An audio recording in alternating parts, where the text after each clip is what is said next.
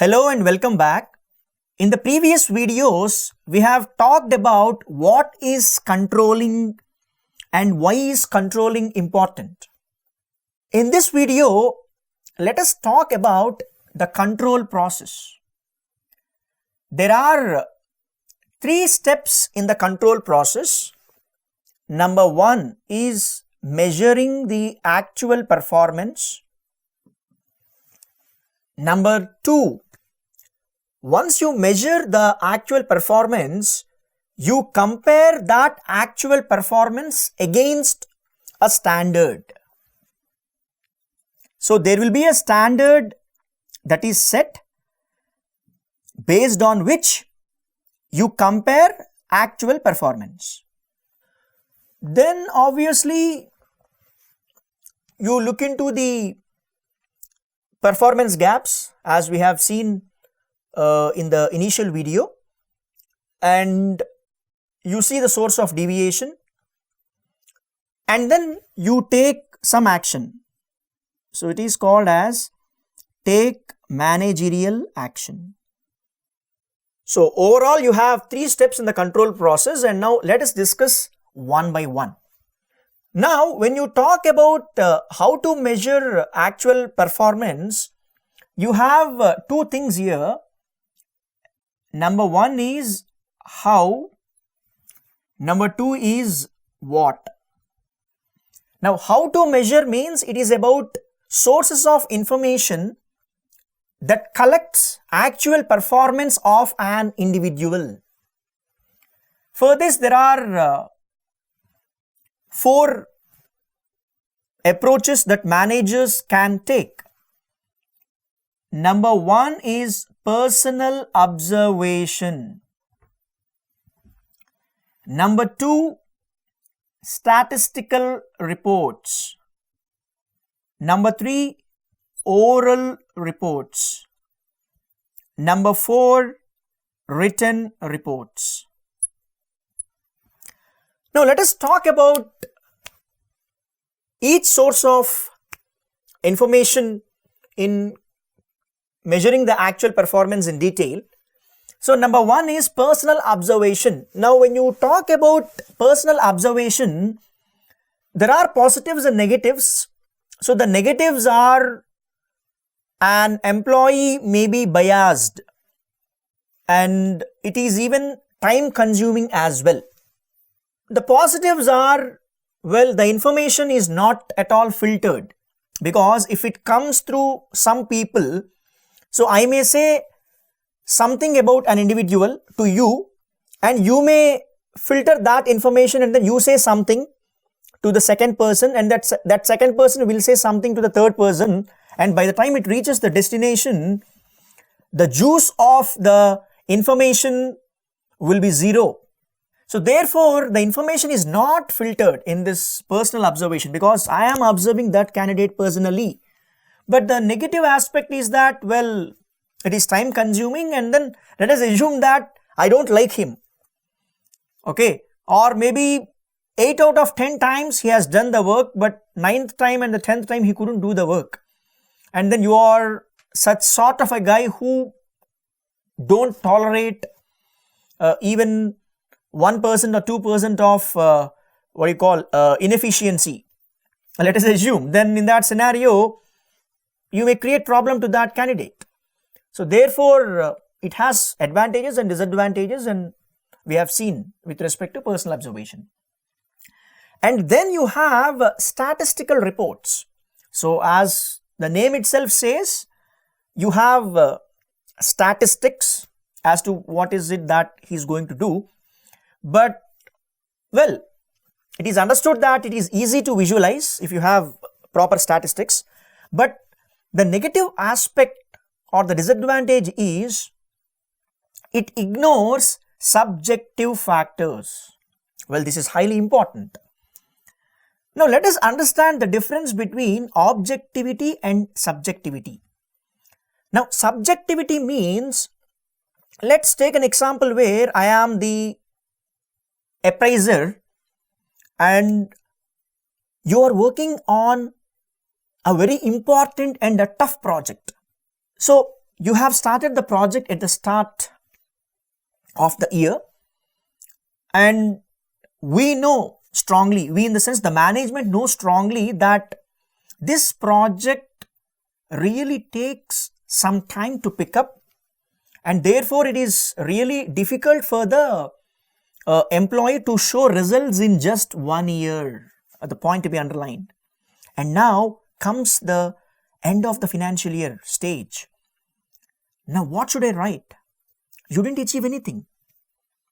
And now in this statistical report, I should say that, for example, XYZ, he is yet to achieve the deliverable.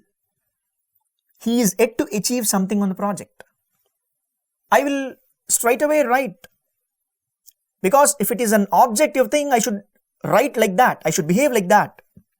Now, subjectivity means he has put considerable amount of efforts, and in this kind of project, you can't expect an outcome just like that in a matter of 12 months, because the training itself has gone for maybe more than 6 months for that candidate. And we know that the candidate is a brainy chap. And so, well, I would like to rate him purely based on the progress that he has made on the project, and I am proud to give him a A rating, is what is called as subjectivity. And that's what is lacking in this statistical reports. Even though the advantage is easy to visualize, but that's what is the disadvantage with the statistical report. And then the third one, the advantage is, well, since it is an oral report, this is the one of the fast ways to get information. But the negative aspect is that information is filtered. Okay, so here in this personal observation, information is not filtered, but here in this oral report, information is filtered. That's the problem here. And then when you come to the written reports, well, it is a comprehensive thing. It is good, but once again, it is time consuming. The reason being, we have discussed one performance appraisal method in managing human resources chapter, that is written essay. There we have talked about it all depends on the evaluator's writing ability, and also we have talked that it is highly time consuming. So the same thing holds here. Well, therefore, these are the advantages and disadvantages of these 4 sources of information to measure actual performance. And now let us talk about what we measure actually. This is how we measure, and this is what we measure. And in this what we measure, you have again 2 things. One is employees, and in this employees you have absenteeism, turnover, and the third one is satisfaction. So under this what we measure, you have employees, and again you have budget as well, where you talk about outputs, costs and sales. Okay, so we are in the 3-step control process, where we have seen that you have measuring actual performance as step 1, comparing actual performance against standard as step 2, and taking managerial action as step 3. So in the step 1, we need to talk about how we measure and what we measure. And while we talk about how we measure, we have 4 sources of information: personal observation, statistical reports, oral and written, where we have seen the advantages and disadvantages as well. Now, in the concept of what we measure, we could see you have 2 things, employees and budgets, where you can measure the absenteeism, turnover, satisfaction of the employees, and what is the output, costs incurred, and sales on which you can measure. So this is all what I have in step 1. And now let us go to step 2. Now coming to the step 2, you are comparing actual performance against standard. So when you compare actual performance against standard, the problem is as to how much range of variation you can accept or the organizations can accept. Now for that, let me explain you with a diagram. So this is time and this is, I should say, measurement of performance. Okay. Then you have some sort of a standard, like let's take an example. Yeah, this is the standard. And you have acceptable limit. So this is lower acceptable limit and this is upper limit. Okay.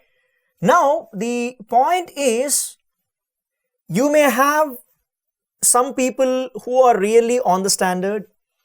You may have some people who may not be on the standard and so on. Like it may come like this and like this. Let's assume. So here you may have one where it is T, that may happen. Okay.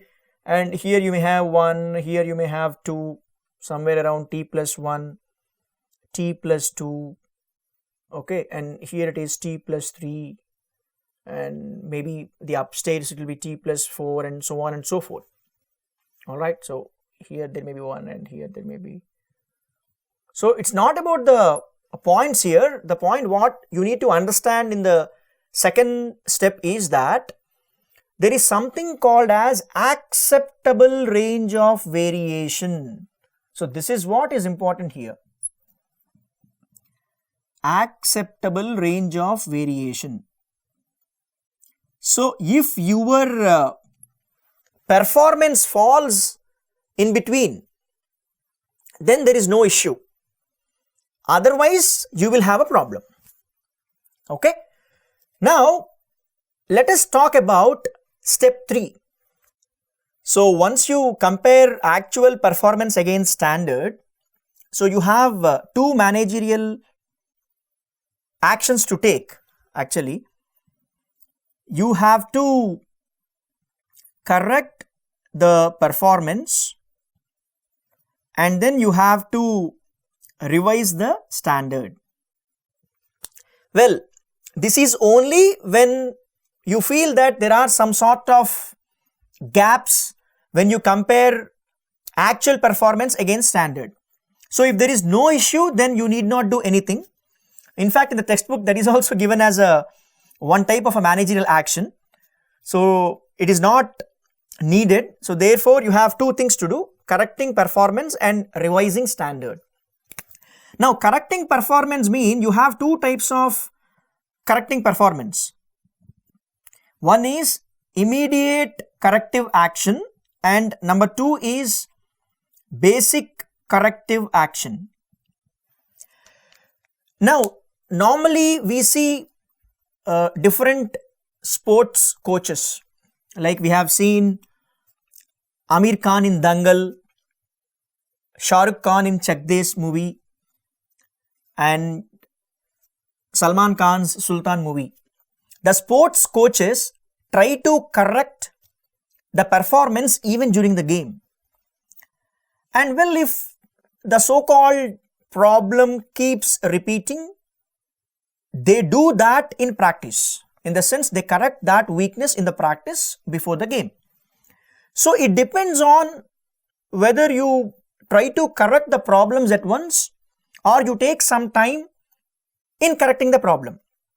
Like in the same manner, you have 2 things here. Immediate corrective action means correcting the problem at once as it happens and then there is no further repetition at all. Then you have something called as basic corrective action. So basic corrective action means you start from basics and you try to identify the source of variation. Well, why is this problem stemming up? And then you fix that weakness or variation. Then revising standard. Now the thing is, let's take an example of an employee who is consistently crossing the standard. Okay, so you have a standard like this and he's at this level and he's consistently crossing that standard. Then you need to think deeply whether you are giving an easy goal to that candidate's caliber. It's not that you can set a standard to a group where you have some 10 to 15 employees. So you need to see that. If you feel that the standard which you are setting is too less for him, then you can increase that standard. That is one way. The next way is, if the managers want to revise a standard downward, they need to even think deeply when compared to the earlier example of an employee consistently crossing the standard. The reason, let's take example of students. So whenever they get poor marks or poor grades, and when their parents or the faculty asks them, they just say that my instructor has given tough grade cutoffs and that's the reason why I got poor grades. So they don't agree to the fact that their performance is not up to the mark, but they blame on the question paper or they blame on the high grading cutoffs. In the same manner, you have salespeople, and when we ask him why you couldn't meet that sales percentage criteria, he blames, saying that the percentage quota that you have given me to meet is quite unrealistic. So this is the problem we have. So therefore, what I can say is, instead of trying to blame the externalities, we need to put our best foot forward in giving 100% justice to the job that we are given to do. So, well, yeah, that's all what I have in this video, where we have discussed the 3 steps of the process. The first one, we have talked about how we measure and what we measure. And then in the second one, it is all about comparison of actual performance against standard, where we have taken a graph and then we have explained as to what could be the acceptable range of variation. And then you have what kinds of managerial actions that you can take. Well, correct performance and then revising standard. And that's all what I have in this video. In the next video, we will talk about controlling for organization's performance and employee performance. Thank you.